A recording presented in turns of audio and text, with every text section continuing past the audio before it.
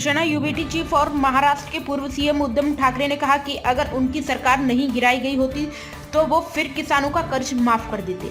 वो बुधवार को कोंकण क्षेत्र के तटीय कर रहे सावंतवाड़ी में शिवसेना के उम्मीदवार राजन तेली के लिए एक रैली को संबोधित कर रहे थे। उद्धव ठाकरे ने महाविकास आघाड़ी के बागियों से अपनी निजी महत्वाकांक्षी योजनाओं को अलग करके महाराष्ट्र के हित में बड़े सपने देखने की अपील की। उन्होंने कहा कि सीट बंटवारे को लेकर खींचातानी हो सकती है, लेकिन गठबंधन के सहयोगियों को एकता बनाए रखनी है।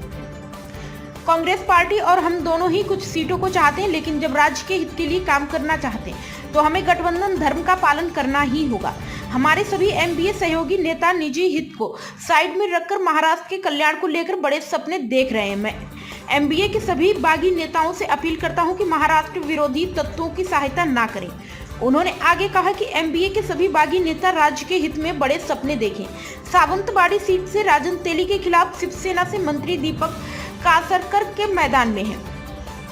शिवसेना यूबीटी चीफ ने कहा, जब मैं साल 2019 में सीएम बना तो मैंने सबसे पहले रायगढ़ किले के जीर्णोद्धार और कृषि ऋण माफी के लिए धन उपलब्ध कराने का फैसला लिया।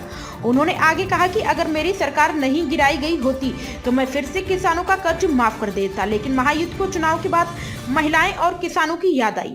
उद्धव ठाकरे ने आगे कहा कि जब मैं सीएम था तो मल्टी स्पेशलिस्ट अस्पताल और उसके लिए फंड जारी करने की मंजूरी दी थी, लेकिन बीते 2.5 साल में कुछ काम नहीं हुआ। उन्होंने कहा कि महाराष्ट्र राज्य सचिवालय मंत्रालय को भी गुजरात में स्थानांतरित किया जा सकता है, जैसे कि परियोजनाएं पड़ोसी राज्य को भेजी जा रही हैं।